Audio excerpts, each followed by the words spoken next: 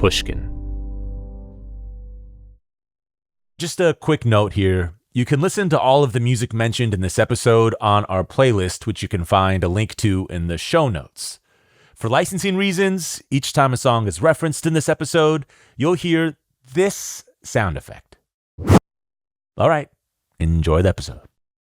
For close to 3 decades, Ben Kweller's been crafting deeply personal indie rock that's both intimate and expansive. From his early days fronting the band Radish as a teenager in the 90s to his acclaimed solo career that began in the early 2000s, he's consistently delivered songs that feel raw, honest, and almost conversational. But his latest album, Cover the Mirrors, finds Ben in a different place entirely. This isn't just another collection of songs. It's an unflinching examination of grief, healing, and the complicated process of moving forward after unimaginable loss.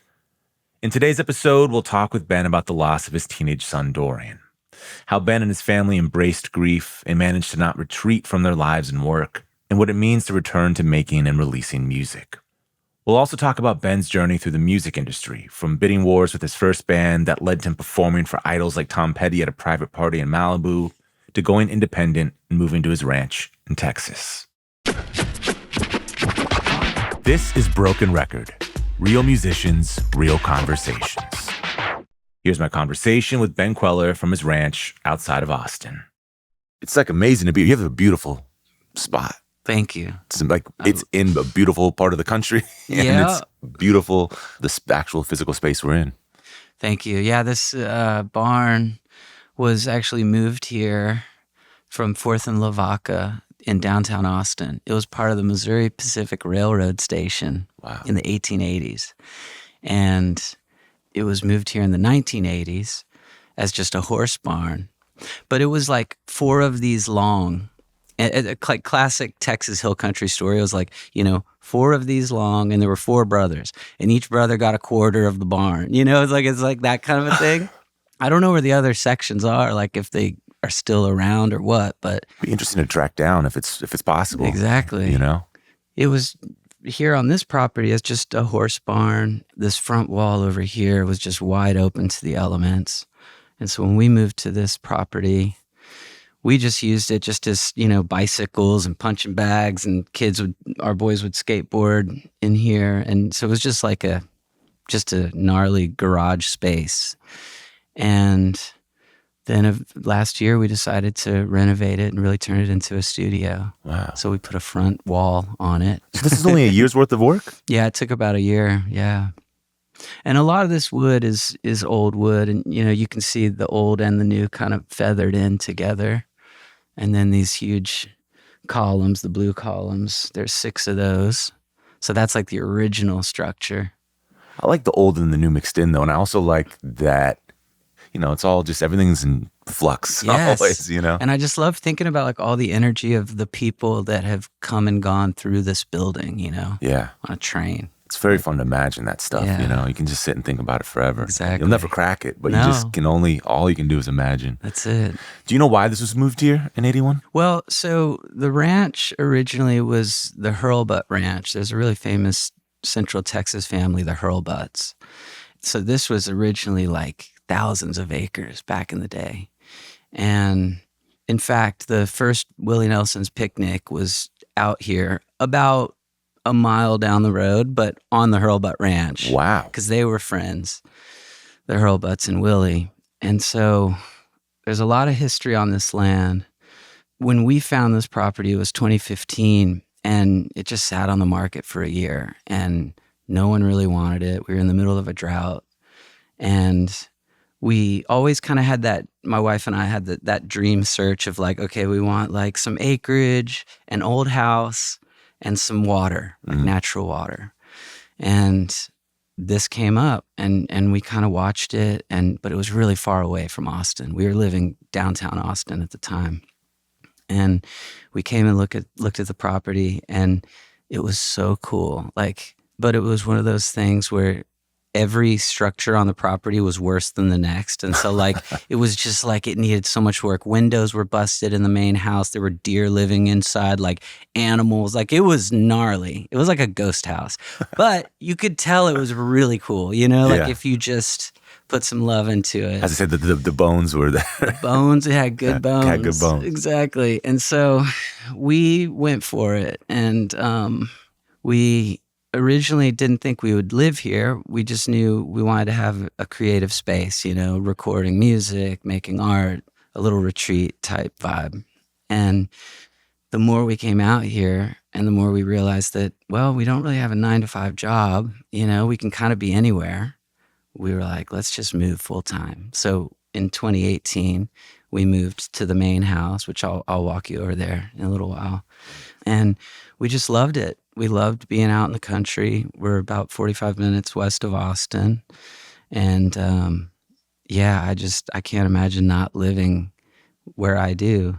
And I think also just, being a touring artist, I'm always in cities just like all the time. And so it really is fun to land at the airport.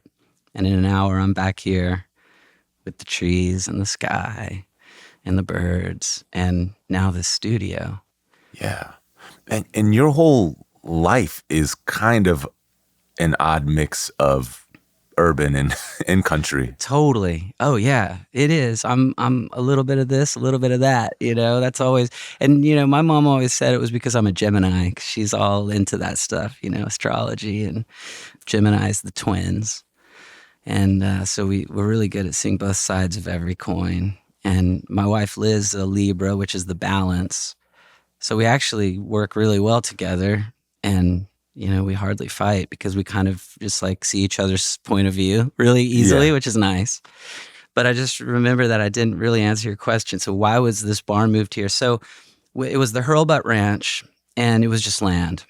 And in 1981, this local legend, Bobby Stevens, bought this parcel of land, which is 30 acres. Because the Hurlbutt family eventually, divvied it up, and who knows what happened. Thousands of acres became just little plots. So Bobby Stevens bought this ranch, 30 acres, and he was driving in Austin and saw a wrecking ball about to knock over this Victorian house. So he jumped out of his pickup truck, 1981, was like, yo, what are you guys doing with that wrecking ball? And they said, oh, well, the bank needs it gone by 6 p.m., and Bobby was like, well, can I have it? Like, it's a house, he's like, can I have it? And they're like, well, if you give us, $1,000, sure. And so he was like, all right, I'll be right back. And so he gave him $1,000, chainsawed down the center of the house, put it on 2 flatbed trailers, and moved it out here. So the house was moved here from West 6th Street in Austin. And hold on, did he do that all in before 6 p.m.? Like, pretty much. He at least got it off the property. Yeah, like this guy, Bobby, can do anything. Like, he is just the epitome of can fix anything and just has that drive and determination, So he moved the house here and he lived here for a long time. And then shortly after, they found this barn, from the railroad station, and moved it here. And then there's a little house on the other end of the property, which we call the Happy House, which is where the band stays when we're rehearsing, or if I'm producing an album, the artist has lodging. Nice. And that was moved here from Austin, which is actually even crazier because it's from the Zilker neighborhood, like a block away from where my family lived in Austin. So when we saw this property, we were just like, what? Like, that place is from Zilker? And there were just so many little signs, that's just pointed to this being home for us. That's great. Are you a person that's always looked for signs and things to know what the right...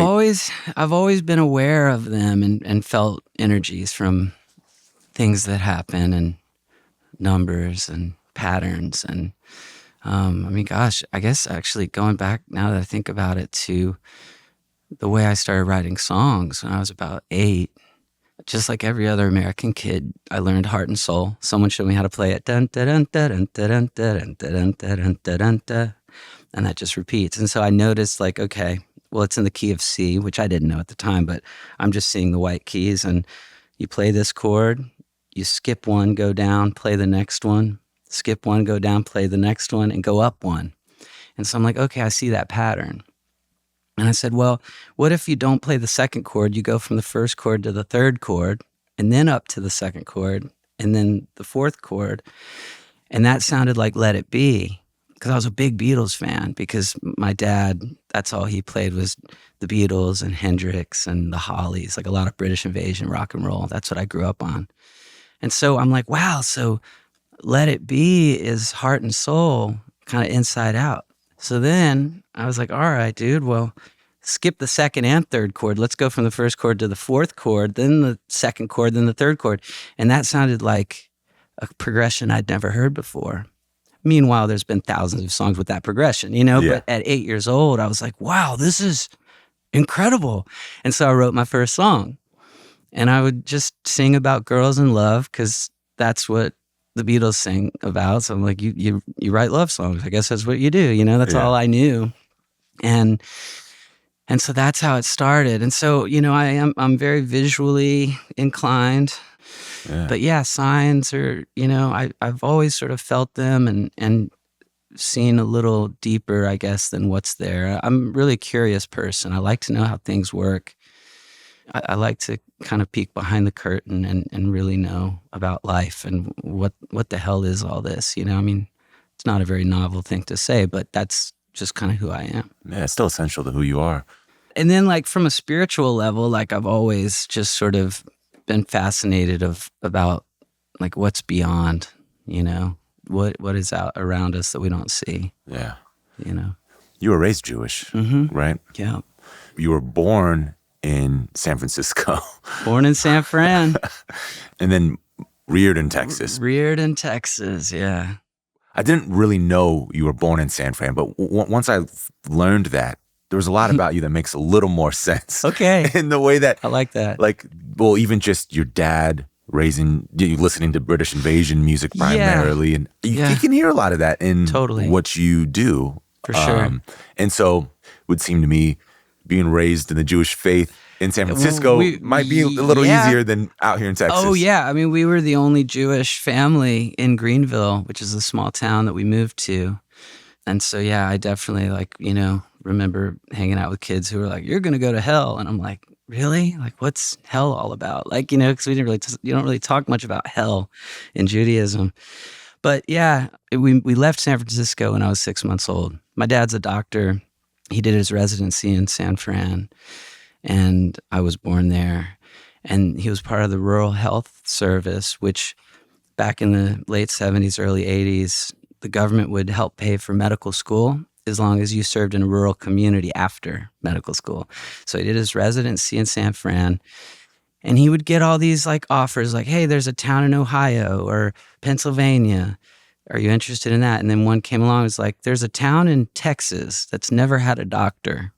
And my dad was like, that sounds cool.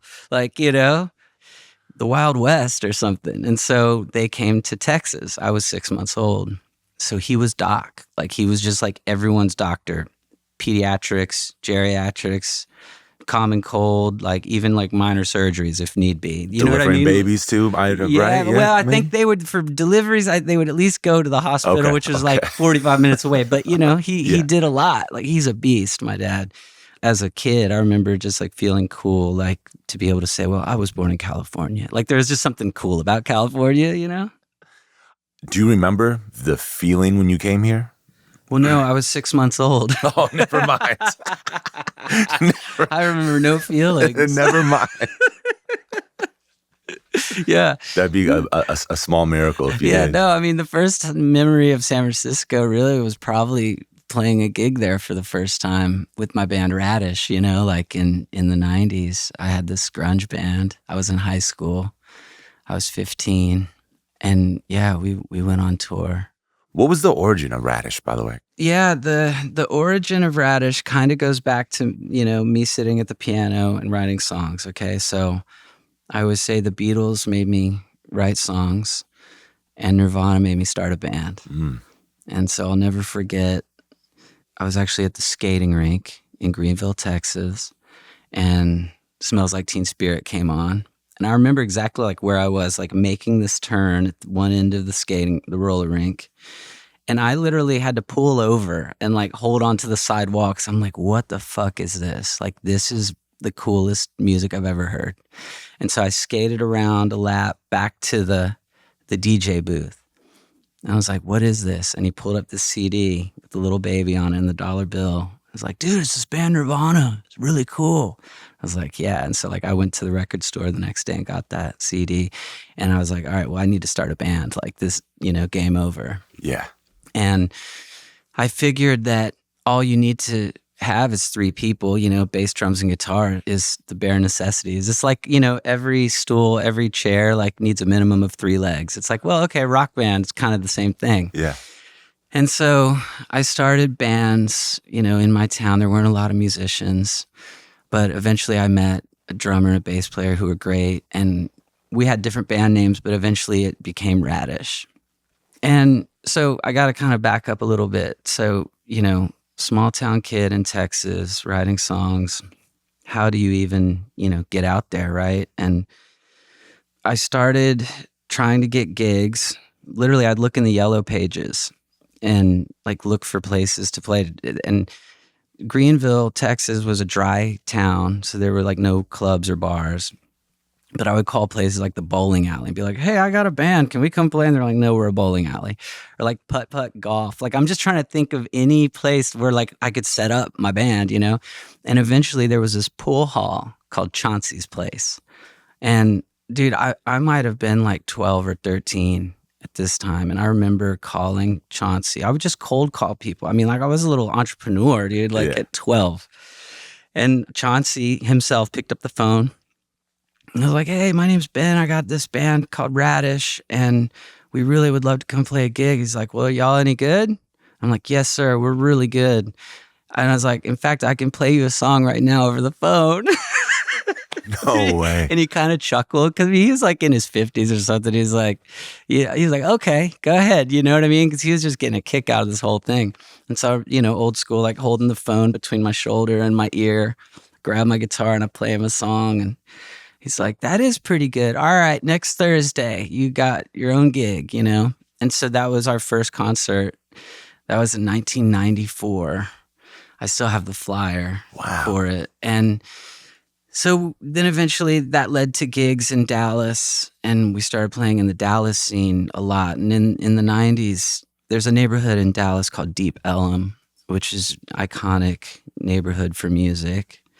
And in the 90s, it was really a great place, a great scene. And I pretty much spent every weekend. As soon as I got my driver's license, I would just go there for the weekend, just like watch shows or play shows.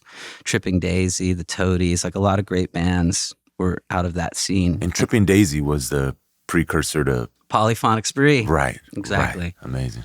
And so, we started playing gigs. Now, meanwhile, there's a really important part to my story because we didn't, it's like, we didn't really know anyone in the music business except one person. And this person is so crucial to the story. So rewind back to the 60s. My dad's a drummer in high school, and it's the high school talent show. And my dad's band plays some cover songs or whatever. And then this kid gets up the next act and does a medley on accordion of Beatles songs. And it's like incredible. And everyone's like, oh my God, who is this guy? And so they went and introduced themselves. His name was Nils Lofgren. So it turns out, Nils Lofgren is one of the best guitar players of all time. He plays in the E Street Band with Springsteen. He has played with Neil Young, Crazy Horse, like just such a legend. Also has an incredible catalog of solo records, which I also grew up on, with my dad playing those. So and his group Grin is great. Grin is like the coolest like garage rock band ever that no one knows. No one listens to that anymore. It's so good. Yeah. I'm so happy you mentioned Grin. That just made my heart shine. So my dad and Nils became friends. My dad had the basement, so they started a new band called the Radical Five. They were also a trio, just 3 of them, but they thought that was cool. The Radical Five. And there's 3. But there's only 3. Like that was psychedelic, bro. You know what I mean? And so they would play in my dad's basement. My dad would tell you, oh, well, I was never good enough as a musician to really do music. So he always had this thing for being a doctor and went on to do that. But Nils and my dad stayed in touch through the years. And so like whenever Nils would come through town, we would always go and see him in Dallas. And so like my first concert was Bruce Springsteen and the E Street Band, Born in the USA tour, 1985, Reunion Arena, Dallas, Texas. Like, holy shit. Wow. You know? And so Nils was like my contact. Like you know what I mean? Like he was like, okay, this is someone who's doing the thing that like I want to do. And so ever since that first song I wrote when I was 8, I would make little cassettes and send them to Nils, you know, and just be like, Nils, like, check out, you know, these songs I'm writing. And he was always so sweet. You know, I'd call him and be like, what do you think? And he's like, oh, it's great, Ben. Just like, keep doing it. Keep writing. You know what I mean? Yeah. So fast forward back to the 90s, Deep Ellum, Radish is getting more serious. We're playing gigs, doing the whole thing. We did make like a cassette EP, and then CD became a thing that you could do like yourself, you know, like it became possible to duplicate like, you know, 500 or 1,000 CDs. Like that was a thing. It was kind of expensive, but it was attainable. So we saved up money and we pressed our first CD. And so of course I sent it to Nils, and I guess it was on his coffee table. He was making an album at the time, and the producer was walking by, you know, through the living room and was like, oh, what's this CD? And he picks it up. And the photo of the CD was like 3 young kids behind bars. Like we thought that would be a cool album cover. Like you know, the Ghetto Boys. Yeah, like we're tough, you know, we're raw dog. So he's like, who are these kids? And Nils said, oh, well, that's my friend's son's band, you know. And this producer put it on and really liked it. And so then we get a phone call at my house. Who was the guy? Do you know? His name's Roger Greenewalt. An extremely talented producer, probably one of them. I've had many mentors, you know. Roger is up there with Nils, like in like, well, he calls and says, hey, can I speak to Ben? And so my parents are like, oh yeah, sure. Who is this though? You know, and he's like, well, I'm working with Nils. So, and they're like, okay. So I speak to Roger, and he says, hi, Ben. And he had kind of this, you know, grandiose voice. It was really cool for me, but being a small town kid, I was like, whoa, this is crazy. He's like, hi, I'm Roger Greenewalt, and I'm producing Nils Lofgren right now, and I just heard your CD, and there's this song that I really love. I want to come to Texas. I want to rehearse your band. We're going to record a 3-song demo, and I'm going to shop it around to major label record companies. And I'm probably 14 right now. And so I'm like, okay, I'm thinking to myself, I have no idea what the fuck you just said, but sign me up, because like this sounds like the best thing. This is exactly like, I want to leave school. Like I want to play music. This is it, you know? So Roger came to Texas like during spring break or something, and we rehearsed every day. And he would tell the 3 of us, he's like, I'm taking you guys to art school right now. So it was like the first time we ever worked with anyone with, you know, any kind of producer. And so he would do things like one day, he'd walk in one day and be like, okay, today, John, the drummer, he'd be like, all right, we're going to remove the rack tom and the floor tom. You don't get any cymbals. All you get is snare, kick, and hi-hat. And so like the whole day, that's all you get to work with. He would do things like limiting us, you know, and like taking away and just teaching us. And then as far as songwriting, you know, he taught me what the relative minor is, which is a whole concept, you know. If you're in the key of C major, the relative minor is A minor, which is that second chord in heart and soul. So like I already knew what I was, I could hear it all, but I didn't know how to put it to words. And so like things like that. Wow. So anyway, we recorded this 3-song demo, and he starts sending it around. And before you know it, like the phone starts ringing off the hook at my parents' house. And it's like all these major label record companies. And so then, you know, they loved the demo. They're like, well, but we hear he's really young, you know, like we got to see if he can really perform. And so then we had to go do the showcase, which is like, this is like some classic 90s shit that I'm talking about right now. Because this is like, so many people did this formula, you know, but it actually worked for my band, which is kind of nuts to think about. So we went to New York and we did 3 shows. It was insane. Friday night was at CBGB's. Oh, and so like my first gig in New York, you know, outside of Texas, was at CBGB's. And Saturday night was at Coney Island High, which I don't think is there anymore. And then Sunday was at Don Hills, which I'm not sure if that's there anymore. But they say that on Friday night, it was like all the A&Rs from the labels. And then they left CB's and were like, yo, they would call their boss, like the head of A&R, say, yo, this band Radish, you got to come tomorrow night and see them at Coney Island High. And so Saturday night, it was the A&Rs plus the head of A&Rs. After the Saturday show, the head of A&Rs called the presidents and we're like, yo, you got to come see this band Radish on Sunday. They're playing at Don Hills. This is what I was told. This is all the like legend of it all. Sounds right to me. and so on Sunday night, I remember our lawyer, Jonathan Ehrlich, after the show at Don Hills, he was like, I've never seen this before. Like, and this attorney was at a huge law firm, like that represented Madonna and Springsteen, like big stuff. And he's like, you had every president of every major record label was in that room. Like, it was kind of nuts.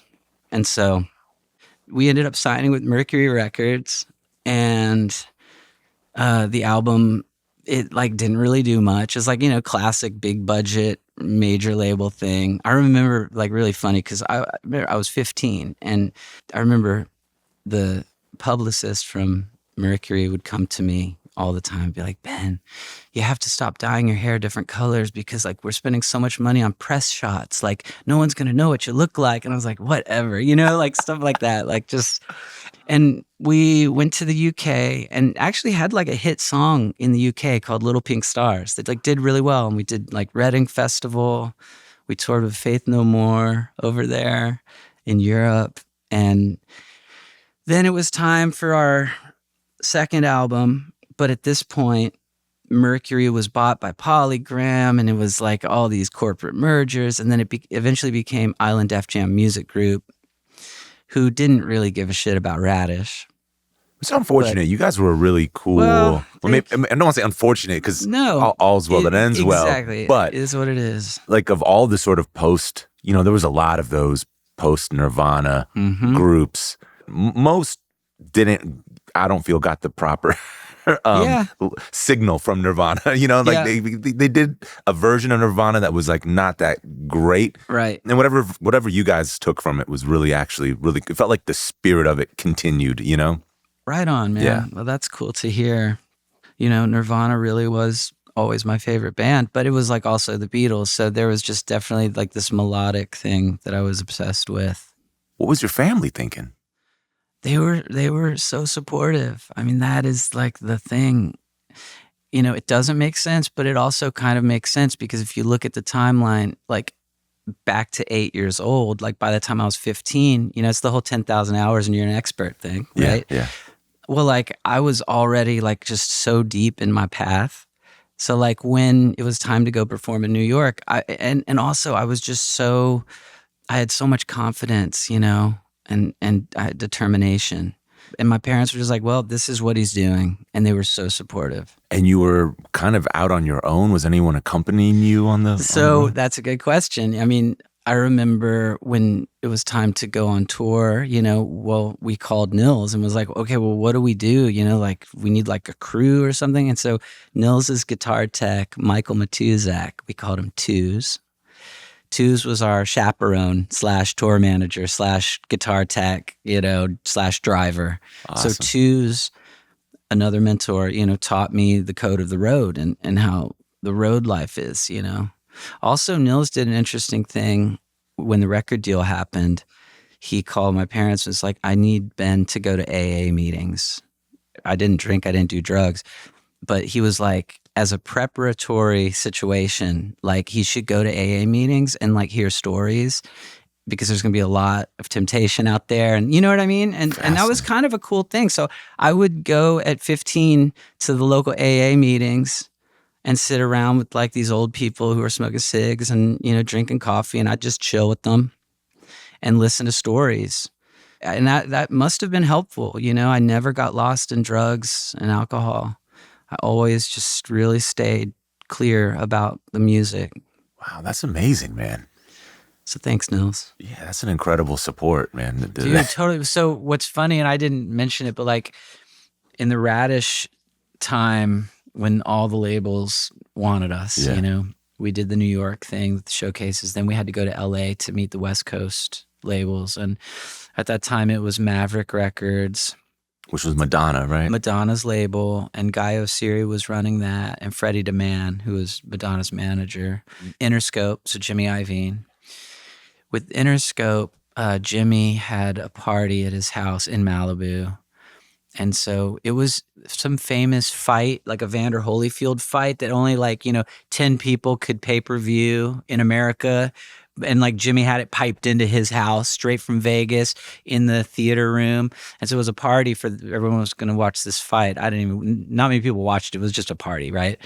But it kind of blew my mind. That was a moment at 15 years old, coming from Greenville, Texas, where my only understanding of pop culture was MTV, the radio, and like Rolling Stone magazine, right? So we walk into Jimmy's house, and it's me and our drummer and my dad and the drummer's dad, And so we're hanging with Jimmy. It's like early afternoon. There's a few people there. Dre's there.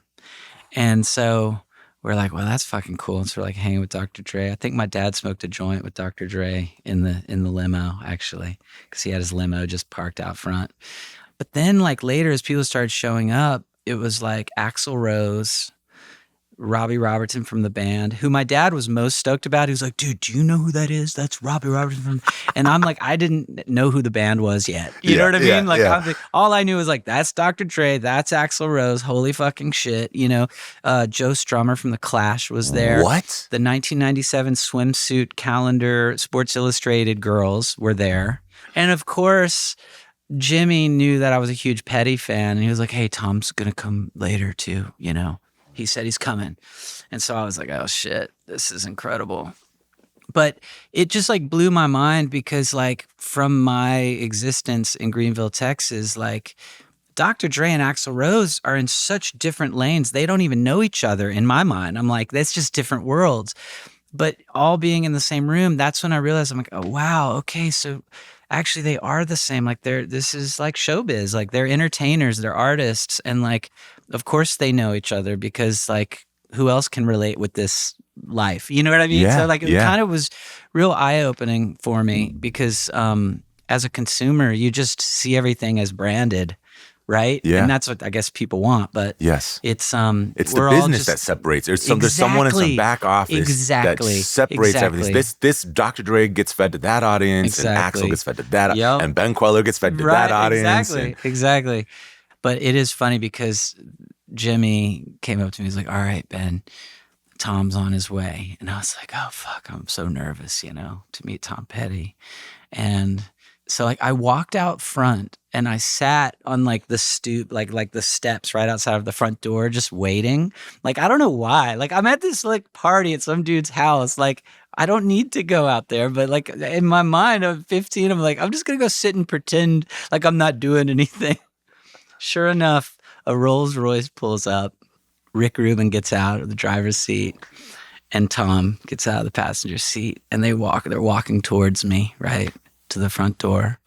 And I remember just sitting there and like them both being like, hey, and just walked by me and entered the house. And so I'm just like looking around and I'm like, okay, I guess I'll go back inside the party now. Like, like what was I doing, man? And so all right, I go back in the party and Rick walks and he goes and sits on a couch, and he's like talking to people and Tom's there. And at some point, Tom walked by me again and he was like, hey man, do you have any weed on you?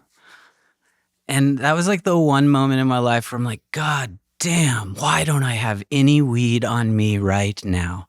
But I love that, like, of all the people, he's asking like the 15-year-old. He looks like he spots the 15-year-old. That probably got some weed on him. And so I'm like, no, man, sorry. He's like, all right, it's all good. Then later we circle back, and see each other, and he's like, so Jimmy's telling me that, you're a really good artist, and I'm like, well, I don't know about that, but he's like, well, never sell your publishing. I'm like, okay. He's like, I sold my publishing. They gave me $10,000. I thought I was rich. I've never made a dime off American Girl. I was like, damn, like that's raw, and we just started talking. So it was just like sweet of him, like, just like going straight to some business, like bullet points for like this young kid, like he was like trying to teach me some shit. And then later the party's sort of dying down. And this is another thing, like at that time in my life, like I was just so hungry, and I would take my guitar with me everywhere. I would play for anyone at the drop of a hat. I want to get back into that mindset, by the way. Like I've been thinking about that a lot. Like there's something so beautiful about like when you're a teenager and like you're just naive and all you care about is the one thing you love, which in my case was music. Yeah. So of course, like why wouldn't I just go everywhere with a guitar? And like, why wouldn't I just play for anyone, anywhere, anytime? I love that. There's something so beautiful. That kind of goes away, or it did for me, I think Neil still has that. And that's why I try not to bother Neil. Because when you're around Neil, you realize there's something going on in him. And he's just there. And you don't want to take him out of that. Because that's Neil. And you gotta be that. There. Yes. Yeah. So they were like, hey, kid, play us a song. And so I was like, all right. And so I'm sitting in this chair, and there's a couch to my left and to my right, and this big, like, crystal coffee table that's probably like, 6 feet long, and then a chair on the other end. And so it's like me, Tom Petty's to my right on the couch, with other people kind of standing around. Joe Strummer's where you're sitting, like on the other side of the coffee table, and just other people kind of around, right? And they're like, all right, play us a song, kid. And I'm like, all right. Pop open my guitar case, pull out my acoustic. I start playing a song. I finish it, and they're all like, woo, clapping and like screaming, like, that's awesome, blah, blah, blah. And so I hand my guitar to Tom, and I said, Tom, play us a song. He's like, all right. And he said the coolest thing to my 15-year-old small town brain. He said, this is a Beck song. And I was like, oh my God, Tom Petty listens to Beck? Like I'm thinking, you know what I mean? Like this is so fucking cool. And so again, like just shattering, genres and like realities of marketing and all the shit that we're fed, right, and the lanes and the categorical divisions nonsense. Of eras too. Yes, like like, oh, he's so cool. Tom's cool. He freaking knows about Beck. Like that was, And so not only does he play a Beck song, he plays a Beck song I had never heard before. Asshole. Wow. Which was on One Foot in the Grave. And which of course I went and found like the next day, at Amoeba Records or whatever. But he plays this song that I'd never heard, which has such a really unique chord progression. Everyone out there should listen to this song. Then Tom says, Joe, and hands my guitar to Joe Strummer. And so he's like, fuck off, everyone. And they're all like, no, Joe, play London Calling, play London Calling. And I'm like, what's London Calling? Because I didn't know the Clash yet. Wow. And so they're like, play London Calling. It's like, oh, fucking twats, fuck. And then he starts going, and it was just such a vibe. And then he does like a verse and a chorus. And then he stands up. Hey, kid, catch. And he throws my guitar across the, $1 million coffee table. And I stand up and I catch it. Boom. And I sit back down, and then I played another song. So that was like my first time in Los Angeles. I don't know if show business gets any better than that. That's kind of the epitome, right? And Jimmy wanted you guys on Interscope? Yeah, it was Interscope. He wanted us really bad. And he's the one we should have signed with. Like if you look back and really analyze everything, he's the one that probably would have been the right move. But everything is right. Like meaning right. Like no regrets. Like I'm so thankful that like history played out the way it did, and then I was able to have my solo career. Like I'm just happy with the way things are. And even if I was unhappy, that's still how it is. Yeah. Which we can get to in a little bit of like how things go down in life. We'll be back with more from Ben Kweller after the break.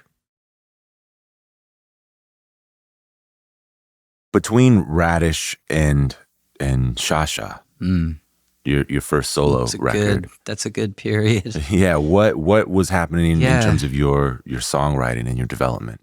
Well, I started to write a lot more autobiographical songs. I started to really develop sort of, I guess, what the Ben Kweller sound is, which is just very sort of on the nose, straight up, direct. It is what it is.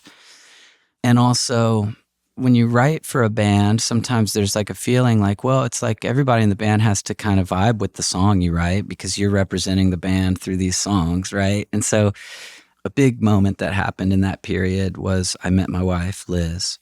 So Radish needed a bass player, and a producer we were working with, Bryce Goggin, amazing producer, did like all the Pavement stuff, bunch of Lemonheads records that I love.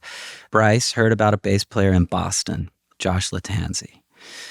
So me and John David Kent, the drummer from Radish, we fly up to Boston. We audition Josh. He's great. We're there for a few days. One of the nights he had a gig. He was playing with a band. So we went to the concert to watch him on stage and, check out his gig. And at that gig, he introduced me to all of his friends, and Liz was one of the friends. Wow. So I meet Liz, and we just hit it off. Like, it was like we knew each other from another life, like another, kind of just an energy thing. It's 1998, and she said, "Oh, well, you're from Texas. Cool. I'm actually coming through Texas. I'm going on a road trip with my best friend, Anna, and we're coming through Texas." And I said, "Oh, well, you got to stay at my place." And she's like, "Oh, perfect." Meanwhile, my place is my bedroom at my mom and dad's house because, I'm 17 at this point. Liz was 22. And I don't think I mentioned that I was 17. Looking back, she's like, "I totally assumed you were at least 18 because you're like on a business trip in Boston, like with your band." Like it was, you know what I mean? Like, didn't realize you were like a high school dropout. Dude. Yeah. And so they eventually got to Texas, and the rest is history, really. I mean, I think maybe a month later, I told my parents, "Hey, most of my friends are going to college. I'm not going to go to college. I want to get closer to New York, keep pursuing music. So I'm going to move to Connecticut and live with Liz," because she left Boston, had to go back to Connecticut where she grew up. And so I moved to Connecticut and lived there with her in her childhood home. And that's where I started writing this new body of work.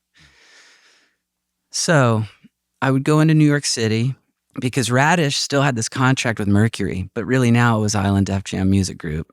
And I would talk to them, like, "Hey, we just made this great album with Bryce Goggin at Muscle Shoals, Alabama." And it was funny because like I'm trying to tell them like how good this album is. Meanwhile, it was like a double album, 18 songs, like really decadent, and like just me spreading my wings, And they're just like, "It's never going to come out." Basically, it never did. And in fact, actually, we're going to release it. That's a project we're working on, like the unreleased Radish album. And what's really cool about that record is that there's like 4 songs on it that I ended up re-recording for Shasha.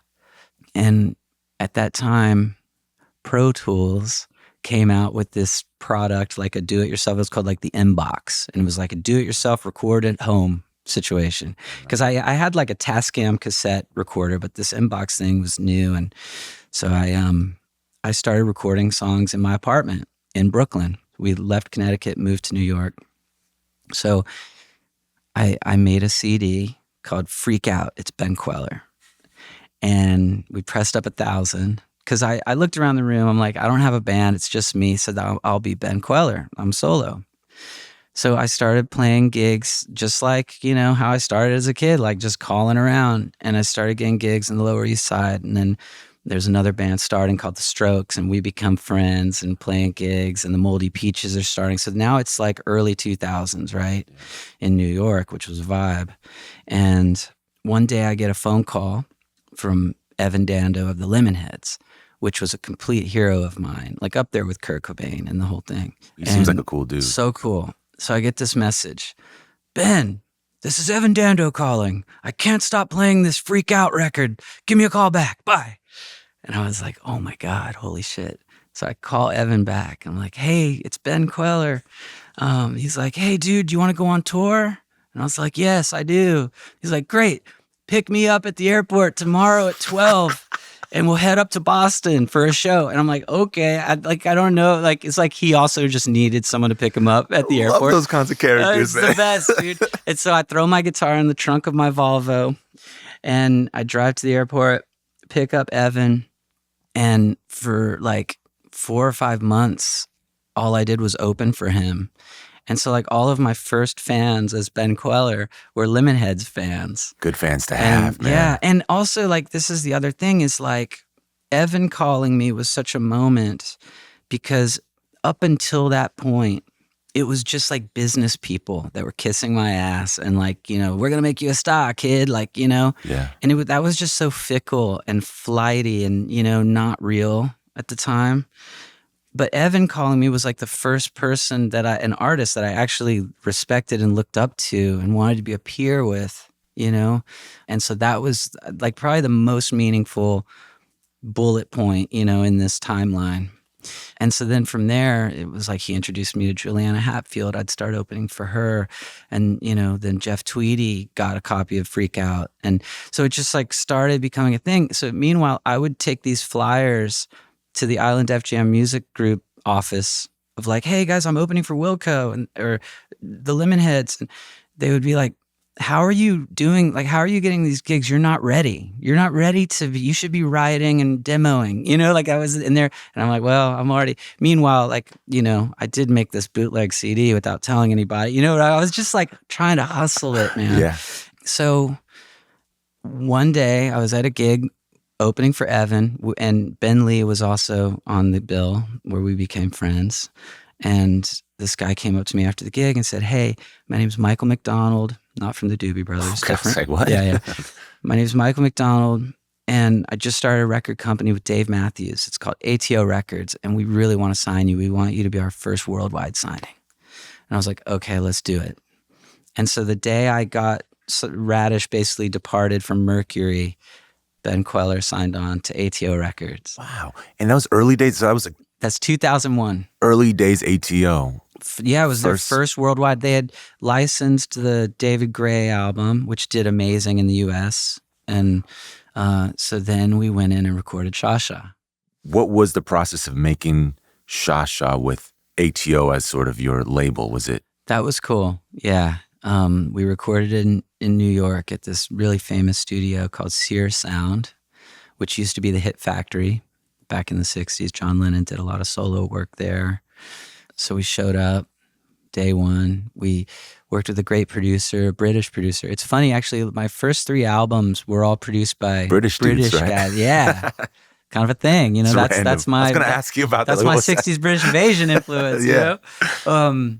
So yeah, we recorded Sha Sha. I mean, at that point, it was Josh who was in Radish, you know, who introduced me to my wife, and then John David, the Radish drummer, was the drummer. So it was kind of Radish was the band for Sha Sha. Different, at least from the stuff that got released. I mean, your singing style had changed quite a bit. It seems to me. For sure. Because I mean, like the Radish stuff that was released is this album Restraining Bolt, which was like our sort of major label debut. And yeah, I definitely like had that sort of classic American singer thing from the 90s that you're kind of sounding British, you know. You know, I want to fly. Take me to the sky, you know? That was like, so common in the post-grunge era. I kind of outgrew that by the time I went in and made Sha Sha, thank God. The way you developed, it seemed like it was a really original style. Yeah, well, you know, and I embraced the piano, you know, because like in the Radish group, there was no piano. I just played guitar and sang. But, you know, like piano's where it all started for me as an artist, really. And so I had these songs that I loved on the piano. In Other Words, Falling. There were just some real good piano songs. And I just knew if I'm going to be a solo artist, piano's equal to guitar in my book. You know, it's a 50-50 thing kind of in my world. And also it being a debut album and knowing who the hell Ben Kweller was, like I really intentionally made the track listings sort of unique and eclectic, you know, a rock song into a folk song, into a 70s piano ballad, into psychedelic, like trippy thing, you know. I love so many types of music, and I didn't want to just be one thing. I wanted to just kind of show people a little bit of everything like all my flavors. Here's all my flavors, and then stay along for the ride, and I'll make a bunch of albums. Hopefully, that's kind of what in my mind that was like the game plan. Yeah. You know, you might get a lot of flavors on maybe Elliott Smith would be another person who you might get a rock song into like a more of a folk, into a piano ballad, but in no way sounds like an Elliott Smith record either, you know? Beck was an artist who really like would do that sort of like back and forth, a bunch of different stuff. And I always loved his early work. Like all of his work's great, but you know, at that time, definitely was inspired by a lot of his early stuff. I just, not even inspired by, but just like, I really like fucked with it. And like I related to what he was doing, you know, like I would listen to Beck and be like, oh, I feel like I know that guy. Like you know, it was relatable to me and probably to like millions of other people who listened. But, you know, that was just in my little world. Yeah. But then also artists like, you know, Neil Young or Tom Petty, like, you know, and particularly Neil, I would say, you know, going back and forth from piano to guitar. But then Nils Lofgren, I mean, if you listen to his first solo album, which is just called Nils Lofgren, it's great, underrated, amazing album. You know, he kind of switches between guitar and piano. So naturally, that's kind of, as a kid was like, that's kind of what you do in rock and roll. You play a little piano here, you play a little guitar, and you sing on both those songs, you know? Yeah. That's what ties it in is the voice. Did you ever get feedback from Dave as like an artist? Like, did you ever hear Dave stuff actually would come to the studio when we were recording Sha Sha. We had a lot of hangs with Dave. Yeah, it was great. He was so fun to be around, and yeah. Would he give input, or was he like hands off and just kind of letting you do your thing? He was pretty hands off creatively. I remember he would talk about like video ideas, which was really fun. Like there's this song, In Other Words, one of the piano songs. He was like, we need to go, because it mentions butterflies in the song. And he was like, we got to go. There's this place in Mexico where the butterflies like come alive at a certain time. Like, I'm just picturing the video now. Like, let's go. And I'm thinking in my mind, I'm like, well, dude, you're Dave Matthews. Like, you can go anywhere to shoot any kind of video. But I'm like kind of like this guy that's never put out a solo record. Like, you know, I don't know if that's on the budget, you know, for ATO. But is Dave Matthews subsidizing this? Yeah, or what's exactly. going on? Like, I mean, if you really want to spend it on a video, you know. What a great guy. I mean, we had some great times together. It was really fun early days, ATO.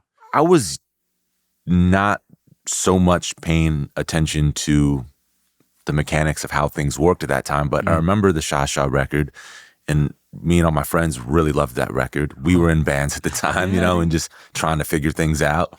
And then I just remember at some point, and you can correct me if I'm wrong, but I have a memory of like there being commercials on TV for like On My Way, like your next album. Like it was like, whoa, this guy's getting big. Like, that sounds familiar, actually. There was something in so ATO Records went through RCA Records as just for distribution and stuff. And I think there was something in ATO's agreement with RCA that like if an album ATO puts out does certain numbers, you know, 100,000 units or more or whatever, then the next album upstreams to RCA. Like RCA was like, okay, well, that's good enough for us. So, you know, we want to be involved. And so I think, and Sha Sha hit that target, whatever it was. And so then for On My Way, RCA definitely got involved. And I do remember there were some commercials at that time that I don't remember what they were. God, I'd love to find them.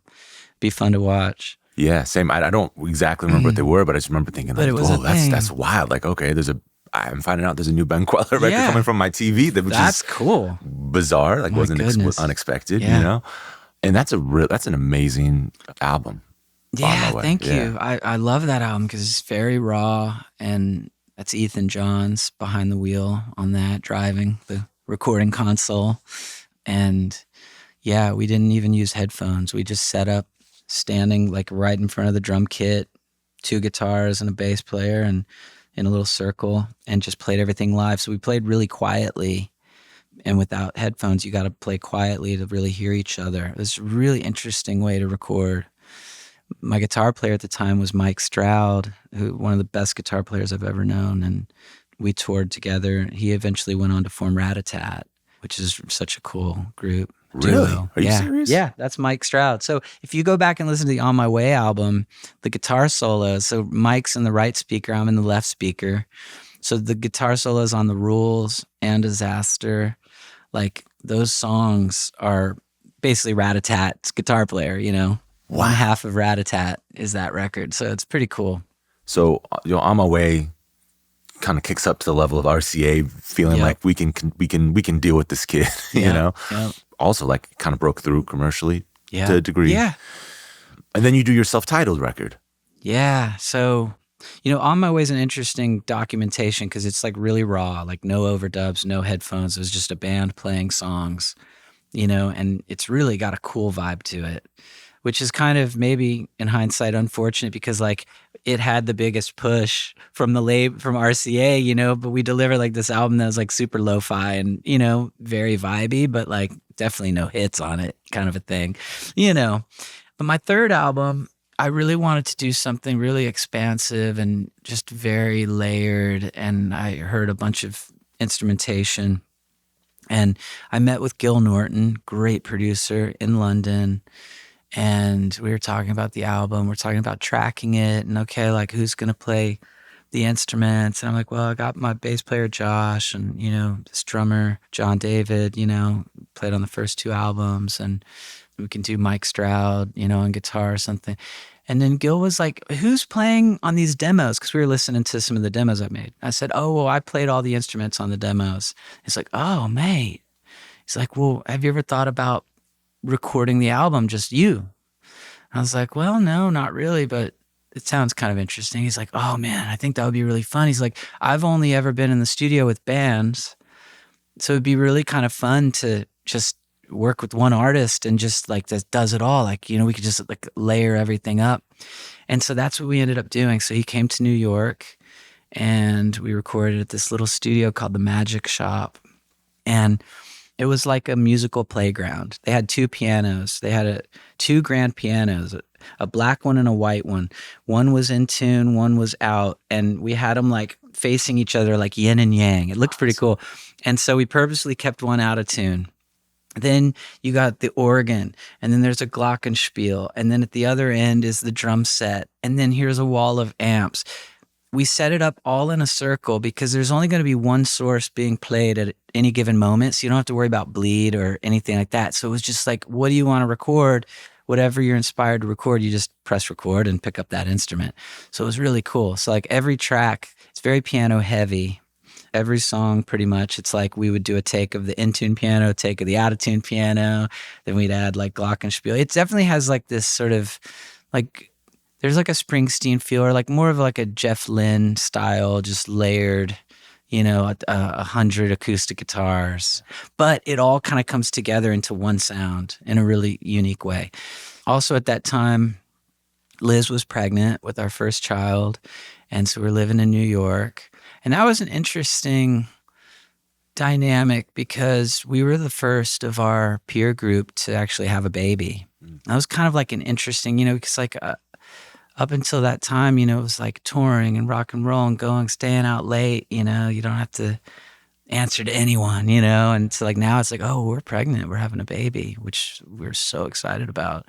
And now I'm in the studio by myself. So it was like kind of like one of the most liberating recording experiences, but also one of the most lonely. But it also, I feel like, has some of my best songs. It's got this song called 13, which is sort of one of my best love songs, I feel. Yeah, so that was my self-titled album.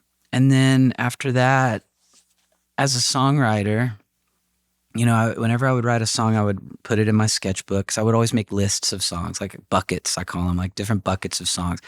Each bucket's an album, a potential album, I guess. And growing up in Texas, we talked about how, it was all Beatles, British Invasion, and then Nirvana. But then there's the third pillar of my musical lineage, which is the music that would be playing around me, like when I'd go to Walmart or like sitting at Applebee's having lunch.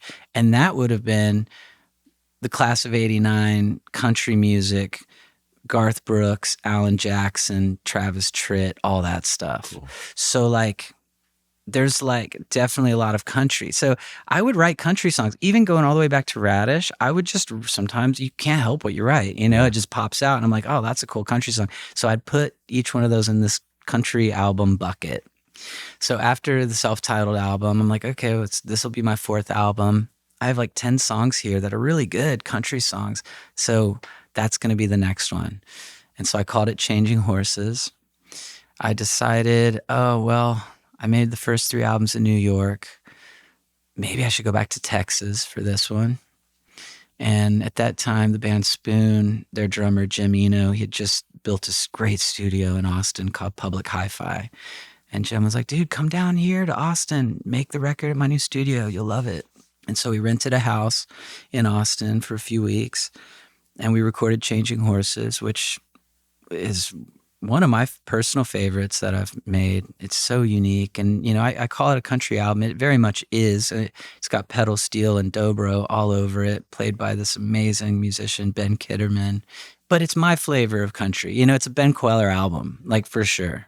So we made that. We go back to New York. Turns out that Changing Horses was the last album for ATO Records in the contract. We're back in Brooklyn, and Liz is like, man, life was really nice in Austin. And Dorian, our son, was born before this. So actually, when we came down to record Changing Horses, Dorian was with us. He was like 1, you know? So when we're back in Brooklyn, she was like, life was really easy in Austin. You know, having a baby there was super easy and cool. And so we decided to move to Austin in 2008 or 9. So we get to Austin. I always in the back of my mind knew that I wanted to have a record company because I've just always been a record nerd, and I've just been obsessed with recording other people and loving bands and records and the whole thing. And so instead of renewing with ATO, I told them, I'm like, hey, I love you guys so much, but I'm down in Austin, just had a baby. I'm like just changing up everything. I'm going to start my own record label. So the Noise Company was born, and that was in 2010. And we put out an album for me called Go Fly a Kite, which did, for an independent release, for our first release, did really well. Ended up getting nominated for a Grammy for Best Album Art. I will say a non-music Grammy, but hey, it's, as my publicist said, dude, we can still say Grammy-nominated artist. But really proud of that release because artwork is always actually really important to me, the aesthetics, and I just love the tactile, you know, experience of an album and a record. And so yeah, so we did that. We discovered this great band, Wild Child, signed them. So that was it. So now this is our like real community at this point, you know, the locals. Can you talk a bit about Dorian and your relationship with him? Yeah, for sure. Yeah, Dorian was a lot like me, just very musical, super creative. And we joke that like in 2nd grade, he was given, you know, at the end of the school year, every kid gets an award for some different thing. And he got the Friend to All award. And he really was, you know. He wasn't concerned with mundane, just sort of everyday stuff that most people learn. Like, you know, we'd be having dinner and he'd be like, Mom, this is amazing chicken. And she'd be like, that's beef. And like, you know, and that was like when he was like, you know, a teenager, you know, like he just never learned the difference between, like, he didn't care if you were like conservative, liberal, like what, like none of that shit mattered to him. You know, he was just like, he just saw you for you. And if he jived with it, all good. If not, all good. Like, you know what I mean? He just like did his thing, and he was like a true connector.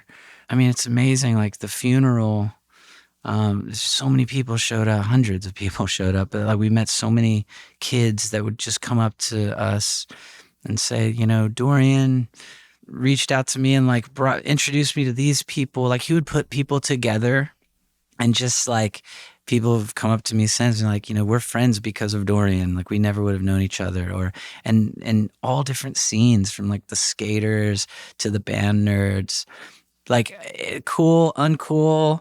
Again, like he just people, you know, that's all it was for him. He didn't separate it. Yeah. So we started, you know, he started making music like in his bedroom here in Dripping Springs. Like when we moved here full time, he really started playing guitar a lot more, and I would hear him in his bedroom coming up with original stuff, and I'd go in and we'd talk and be like, dude, that's cool. Like then he started learning FL Studio, which is like the competitor, you know, to like one of these like recording softwares, but it's like a real hip hop Like a lot of the hip hop producers use FL, and he loved hip hop.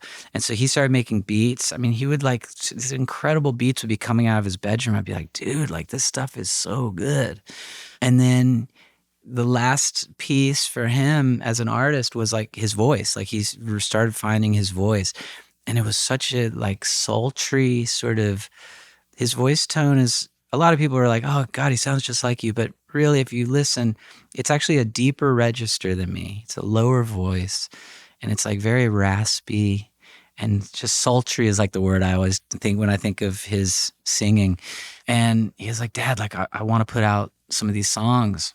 And so we started, like he would come over here to the barn, and I would sort of help him mix stuff. And he decided he wanted to release his music under his middle name, Zev, Z-E-V, which means wolf. And so we started dropping songs like as Zev, you know, on Spotify. And it was just so cool, you know.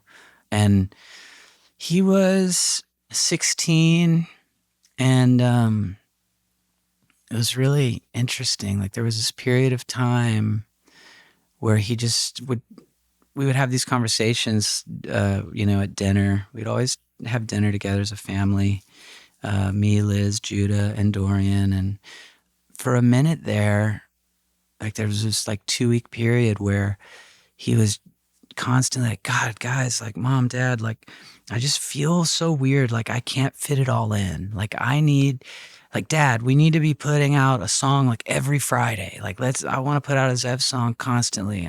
And then I'm like trying to explain, well, like, you know, Spotify really prefers if it's like a 4-week ramp up period. And then you got to pitch it to editorial, like all the bullshit that is driven into our brains, you know, as professionals. And, you know, he's just like, no, dog, like I need to be dropping a song a day, you know, in his mind. And, but just this interesting vibe where he was just like, so Dad, like I need to put out music. He's like, I need to go hang with my friends, but like, then I feel bad. Like I want to hang out with you guys, you know, like, and I just can't fit it. Like there was this weird thing that was happening. And then one day Liz comes home and she's like, God, everyone who drives a black pickup truck is an asshole. We're kind of like, really? Okay. Haha. Like what? Like so she kept seeing these black trucks that were like, I don't know, like running her off the road, or like she kept having these weird things, these mother instinct vibe things, right? So one night we're sitting around the dinner table, and it's like a Monday or Tuesday, it's school night. And he says, Mom, Dad, I'm going to go over to Dylan's house after dinner and skate.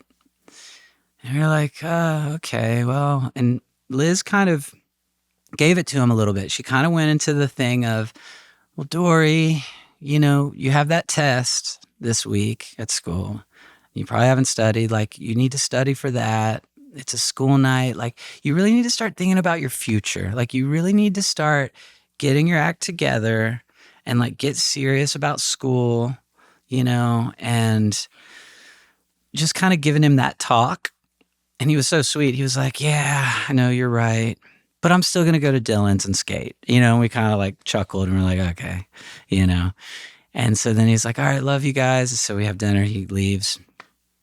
Then Judah, me and Liz were watching some lame show on Netflix. I don't even remember what it is because we never watched it since this night. And he always was home by 9. And so it's like 9:30, right? And Liz said, hey, call Dorian, make sure he's heading home, you know, by 9:30. I didn't really want, after the whole conversation we had at the dinner table, I didn't want to be like, dude, good, like, you know? So I looked on Find My app or whatever to see his iPhone, see where it was. And I saw the blue dot was heading home on McGregor Lane in Dripping Springs. And so I told Liz, I'm like, oh, he's on his way home. I see him. He's good.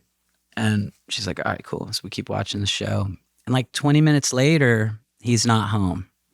And he would have been like 10 or 15 minutes away from home. So that was a little weird. So I pull up Find My, and the dot's in the same spot that it was when I looked 20 minutes ago.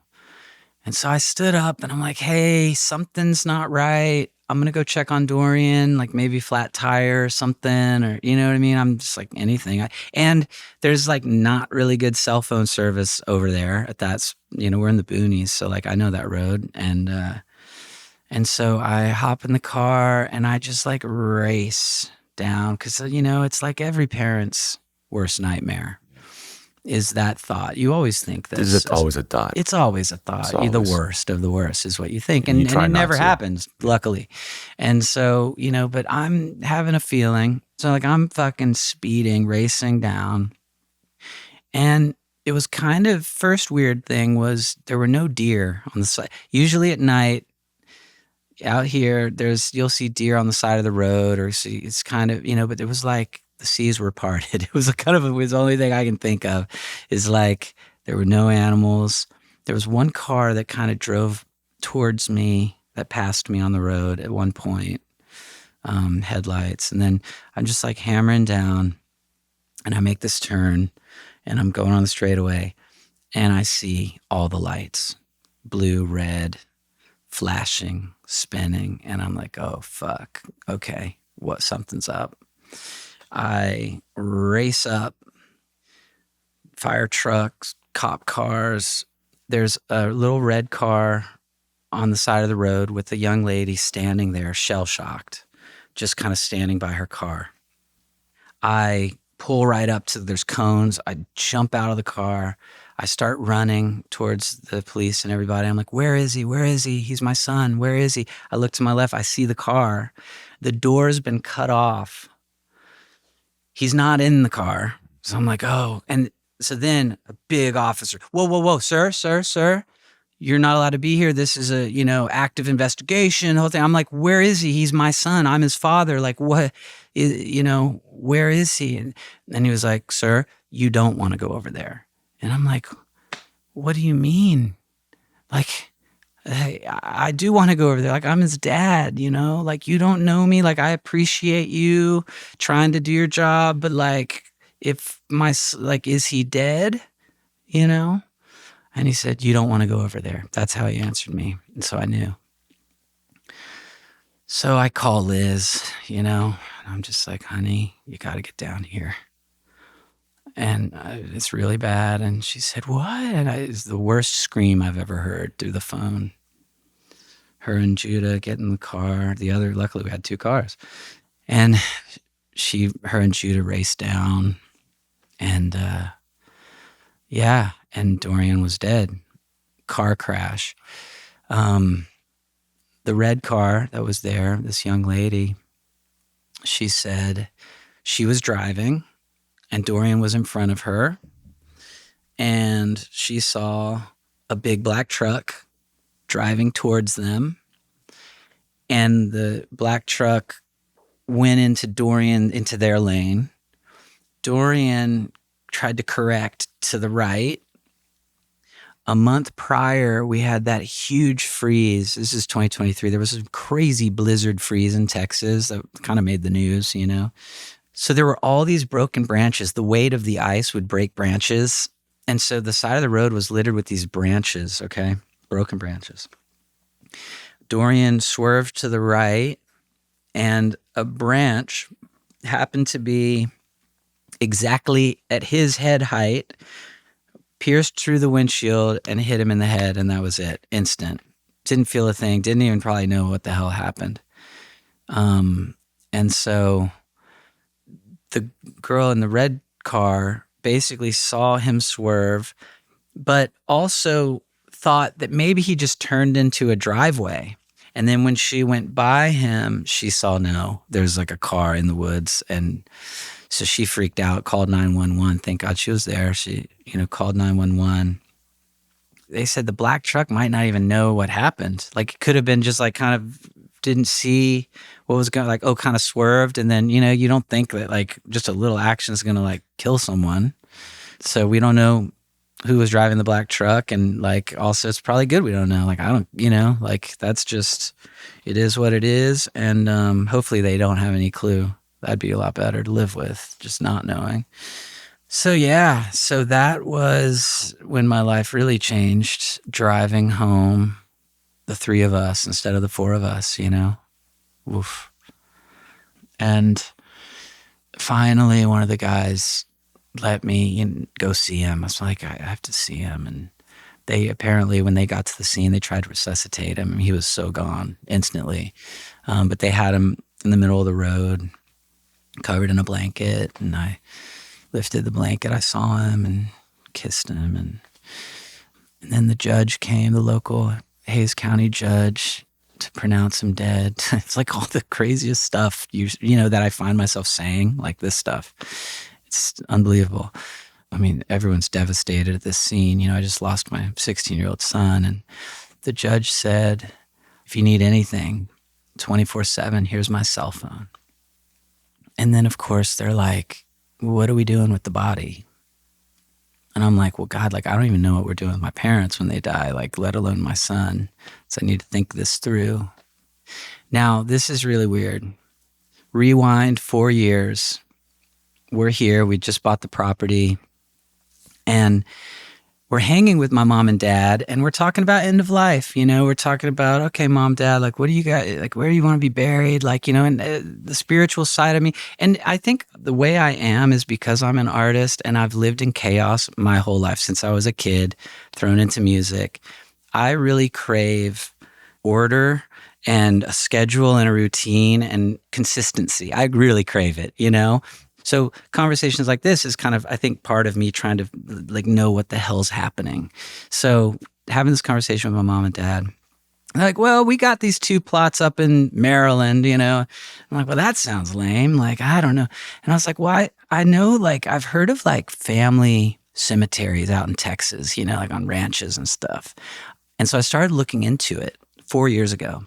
And I'm reading the criteria, and I'm like, okay, we check all the points. You have to, when you create a cemetery on your property, you have to basically section it off and survey it. It becomes detached from your property and becomes parkland, Texas state. Well, it's private parkland, but it's part of the state of Texas at that point, because who knows what happens to your property, but the cemetery is forever. Told my parents and Liz, I'm like, dude, we could actually do this family cemetery. And they're like, really? That's a little morbid. And I'm like, yeah, but it could be a thing. Then we'll all know where we're buried. And the boys loved this, by the way. Judah and Dorian were all about having a cemetery because they were all into ghost stories and just cool, boy shit, kid stuff. And so we actually hiked around, the 3 of us, to try to find our spot. And so we seriously found a great spot for our family cemetery. Okay, that was years ago. Then everyone's like, dude, kind of give up the cemetery. And I'm like, you're right, it's a little weird. So I moved on from that. So we're driving home, and we're like, what the fuck do we do? And Liz said, well, we should call the rabbi. And that's when you realize oh yeah, priests and rabbis, no matter what you think, times like this is when you realize they serve a really good role in this world, Yes. And so we called Rabbi Folberg, who bar mitzvahed Dorian, who's been a part of our lives ever since we moved to Austin, since he was a little baby. So I called Rabbi Folberg. I'm like, you're not going to believe this. Dorian's dead. Car crash. And so he introduced me to this funeral director, Mitzi, who was incredible through the process. And so I get on the phone with Mitzi, and she's like, oh, Austin's very populated, the cemeteries. She's like, I'm like, this is kind of weird, but have you ever done a family burial on people's property? And she's like, oh, I did one in West Texas once.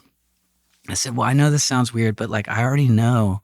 I researched this a few years ago, and I know that we qualify to do it.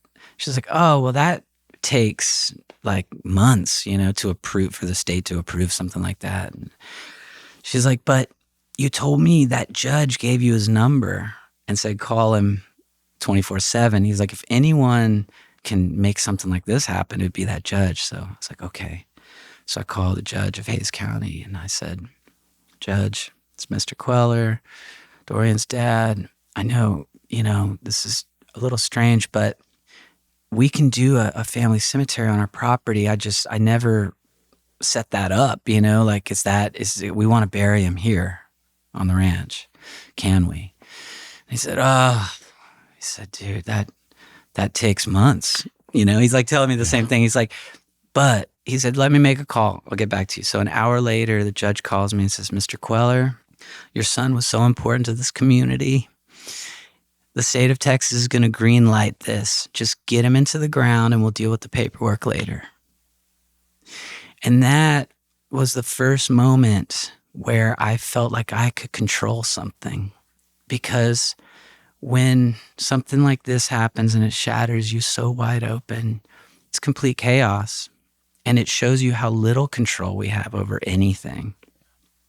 And so for me to be able to call a shot, was like it was everything in that moment for me.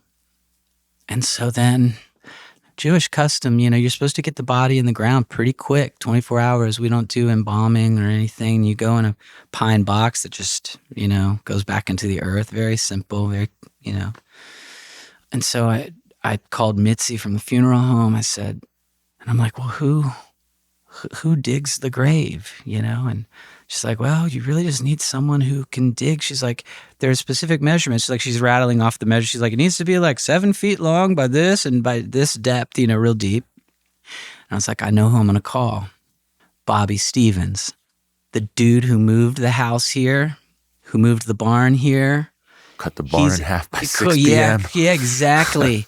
So I call Bobby Stevens. And word it got, people knew at this point. This is maybe 2 days later or something. And I call Bobby. I'm Bobby, have you ever dug a grave before? And he's like, can't say I have, but I would for you. And I was like, I just start crying. I'm like, oh, Bobby.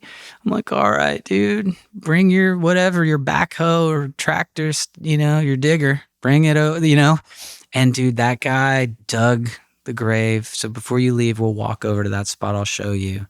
So now this is sacred land. Like it already was, but it's like such another level for me to be creative here. And Dorian was just trying to get home. And so we were able to bring him home and he's here so we can go sit with him. We got his picture up over the door. He's always looking down on us. And so, yeah, he's still with me, We'll be back with more from Ben Kweller. How did you guys as a family process or not process or continue on? Well, they say God only gives us the things we can handle. And I believe that. It's really funny, like all the cliches. And you find as a father, like, there's so many cliches you hear, like when you have kids, it's like, oh, someone will tell you, you're having your first baby and they're like, oh man, savor every moment. And you're like, yeah. But like all the cliches are so true, that's what you realize as you get older, right? And just like priests and rabbis, yeah, you sometimes live your life not considering them, but like actually like not liking them for whatever reason. Perhaps. You know what I mean? Like, and then you realize there's a moment where you need them, and you realize cliches are like tradition in that way. Cliches are really this just universal thing. Exactly. And so there's that one, that someone told us, well, God only gives us things we can handle, and maybe that's true, and maybe it was always written, that Dorian was only going to live to be 16. And luckily, Liz and I, we're so strong in our bond with Judah and Dorian were so close. And my mom has a theory that we choose our parents, before you're born, you get they're like, hey, you can go to these parents or these parents, and you kind of your soul gets to decide. And so it's kind of this interesting, fun game to kind of think through of so Dorian's soul's about to come to earth, and they're like, well, so there's this Ben and Liz, the dad's a musician. You always wanted to be a musician, and you weren't able to really do it in your past lives, but this one's could be really good for you, Dorian. You're going to have this little brother, Judah, who you're going to really love. But the bummer is you're only going to live to be 16, so it's going to be like a short bang, but dude, you're going to do so much. and you're going to make such a big impact. And that Judah is going to be good. Like, we're making it where Judah is going to be really strong, so he'll be able to handle this. Your parents have already been through different tragedies. You know, your mom lost her mom when she was 8. So like that, I like to kind of game that out. It's, again, it lets me feel like everything is okay because it was meant to be that way. Yeah. So it's a really beautiful thought. So yeah, how did we handle it? Yeah, we just one step at a time, one breath at a time. As a musician, how did it impact you creatively? So immediately, absolutely zero drive or desire to create anything. That's actually, thinking about cliches, that's actually one cliche that's always been false, at least for me. You know, the one where they say, to make good art, you got to be depressed and fucked up. And I don't even make art if I'm depressed and fucked up. I actually have to be in a good state of mind. So when this all went down, I'm just on the couch, like we're just mourning, and it's so horrible. And so I think it was only, you know, maybe a few months later when song ideas started coming to me.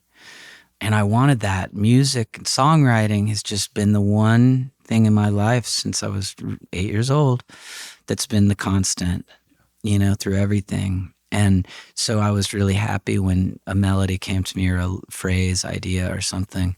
I'd walk out to the grave, you know, be like, dude, send me some songs, man. Like, send me some cool ideas, dude. Yeah. Like, let's keep this going, yeah. you know, yeah. like, let's write a song together, you know? And so I started writing, and so that became this new album, which is called Cover the Mirrors. And I call it sort of a moody album, but maybe it's not. I'm really bad at talking about my music because I really know nothing.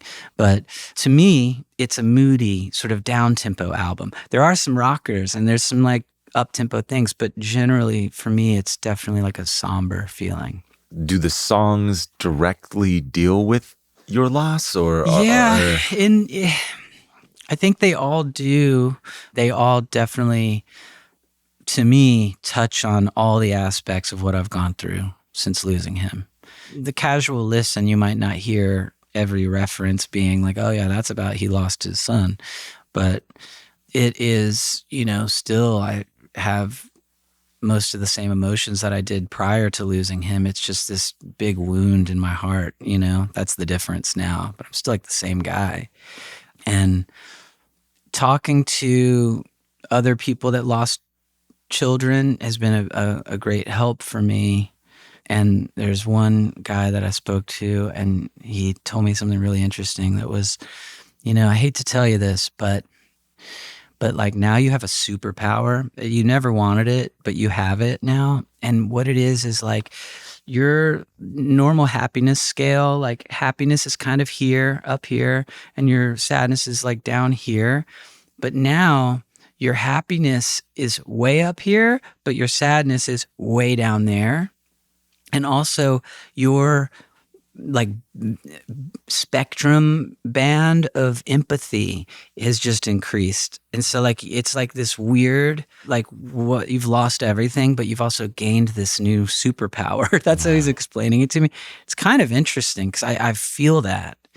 And so it's kind of been fascinating too, like just in the songwriting process too, and just like lyrics, and I don't know, they hit differently for me, you know, certain ideas and concepts. Well, I mean, the new album is really, it's really beautiful, you know? Well, thank you. Not only just the writing, but there's a depth that sonically and in your voice and in the chords, and it's just something to it that's really, just sounds gorgeous, you know? Oh, well, thank you. Would you mind, if you're up for it, playing Breaks? Whoa, Breaks. It's one of my favorite songs from it so far. I mean, you know. I'm so happy you want to hear this one because I've actually never performed it before. So this is the first time to sing this for anybody. This is called Breaks. That was really beautiful, man. Thank you for requesting that one. That song, it's like the chorus is already good with it's the breaks always break. I mean, I love and I don't even know like grammatically if it even makes sense. Like, but so I've like thought this through, you know, because I got called out on a song once. I was hanging out with some friends and William H. Macy was there, who I love, this guy, legend. Yeah. And I played my song Run. And in the chorus of Run, it says, and Macy was like, I don't know if that's correct. Since I was 15, I have ran. It's I have run everywhere. But I have ran sounded so much better than run. Do you know what I mean? And so now, ever since then, I've like really think through my lyrics in a different way because I always think of Macy. And so with the breaks that always breaks the heart, so I'm calling the song Brakes, Brakes, like the brakes of a car, you know, like the stopping of it. And then it's those brakes, like it's the stops, right? That then breaks, Breaks, the heart. So that's where I'm coming at it from. That bit is so loaded, but then it goes somewhere else, and then it those verses becomes even like this more rich song because because in the changes on it's the takes that always take, and it's what you do lyrically, but it's the change too. Takes the feelings that awakes the moment that it falls apart. It's so simple, but it's so. It's like this like cathartic. I get into this meditative state on that song, you know, and it's. Actually, it was around the self-titled album. I think I was saying how, you know, I was like really like zeroing in on my songwriting in a way, and kind of I felt like on that album, I finally felt like I found Ben Kweller's sound. Yeah, like Run was kind of the beginning of that, but there's this song Penny on the Train track and 13, where it's like I just went through this moment where I just kept writing verse after verse. And but still with like a poppy chorus. Yeah. Breaks is sort of one of those songs where it's definitely a story. You're in for the long ride. It's like, okay, buckle up. This is going to take a second. Yeah. I hope that it keeps the listener's attention. I mean, that's another thing is like I never want anything to be. I don't enjoy making overly self-indulgent music, you know what I mean? Yeah. And like I am a firm believer of like, don't bore us, get to the chorus. And like if you're gonna say something, like it better be good. So I mean, I hope that, and that's sort of a challenge when I'm writing a song like Breaks. I want to take you on a journey, but I like every word's got to mean something, whether it literally means something or the rhyme of it is interesting enough to just keep you listening. You know, it's kind of a fun trick to see how long I can keep your attention. Yeah, so it's a great song. Thank you. I am really flattered that you chose that one for me to play. And this one was like a very private song. And I even recorded it when no one was here. Like I just set up 2 mics and then we built it on top of that, vocal and guitar performance. Amazing. The strings, that's another thing about Cover the Mirrors as an album that's different for me from my past albums is that there is a lot of strings on this album. You know, I've had songs over the years where it's like maybe an album will have like 1 or 2 songs that have strings, or you maybe have 1 ballad with strings.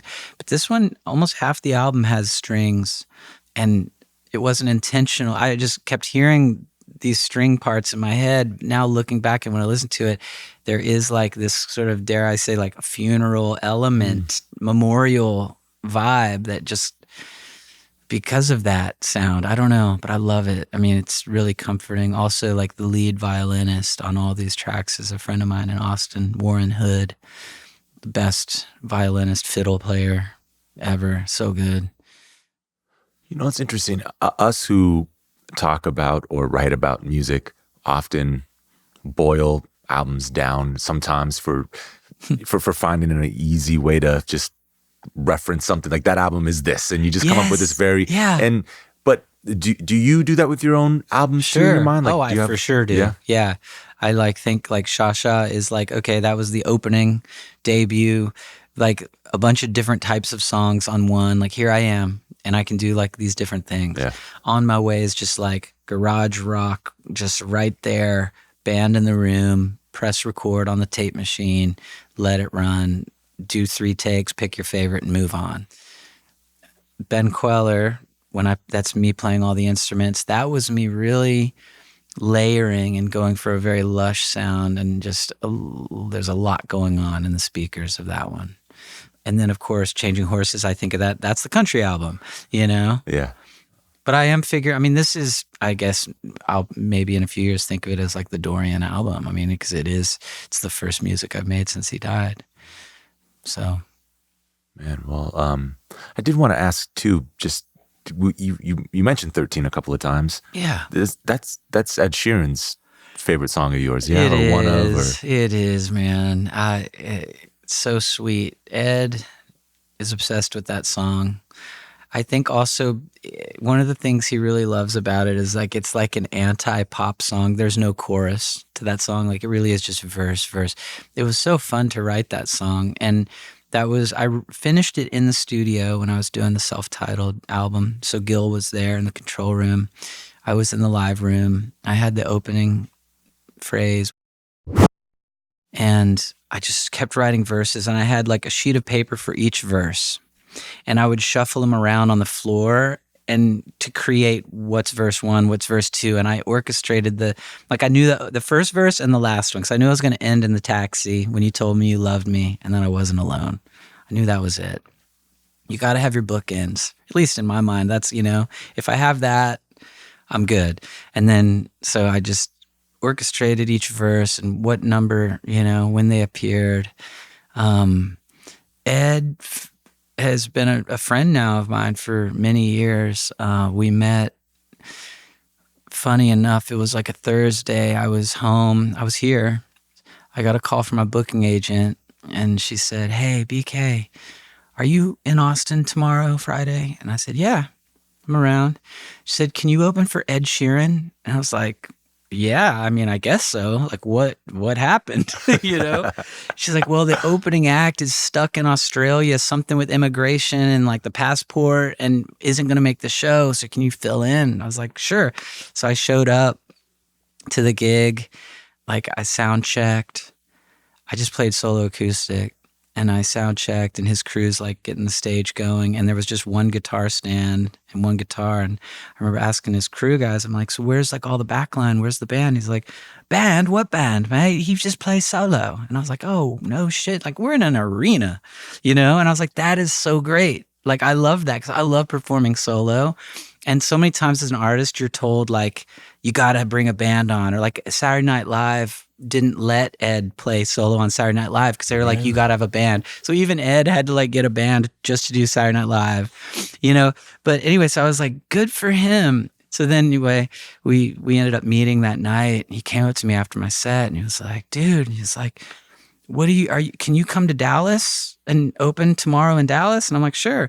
And so I did Dallas, and then he was like, "Can you do Oklahoma City?" And then eventually he was just like, "Just do the rest of the tour. The other guys can't make it." And so I ended up doing this whole East Coast run with Ed back in 2015. And so we became close friends. And he called me when him and his wife, Cherry, were getting married, and was like, "Mate, can you play 13 at our wedding as our first dance?" I was like, "I'd be honored, So we did that. And it was really fun. And I just remember in a haze that night during the party, him stumbling towards me with Harry Styles, and their arms are around each other. And Ed comes up to me. He's like, "This is Ben fucking Kweller, Harry. Can you believe that song 13 that he played earlier?" And Harry's like, "Yeah, man." And Ed's like, "It doesn't have a fucking chorus." And then Harry's like, "Yeah, wow, like a song without a chorus." Like, they were just like loving that. And I love that. You know what I mean? Because these are like two of the biggest pop stars in the world. Like, if you don't have a chorus, you're done, you know? Yeah. And I think that's one of the reasons, it's obviously like very heartfelt song, and is like taken straight out of my love life with Liz. And then I think, people like Ed and Cherry can relate with that, and, other people. But from a technical standpoint, I just loved that he loved that it doesn't have a chorus. That's incredible, man. Well, hey, man, thank you for having me out and being so generous with your time and with your music. And thank you for having me on Broken Record. Of course, man. Honor. In the episode description, you'll find a link to a playlist of some of our favorite Ben Kweller songs. And be sure to check out youtube.com/Broken Record Podcast to see all of our video interviews too. And be sure to follow us on Instagram @The Broken Record Pod. You can follow us on Twitter @Broken Record. Broken Record is produced and edited by Leah Rose with marketing help from Eric Sandler and Jordan McMillan. Our engineer is Ben Tolliday. Broken Record is a production of Pushkin Industries. And if you like this show, please remember to share, rate, and review us on your podcast app. Our theme music's by Kenny Beats. I'm Justin Richmond.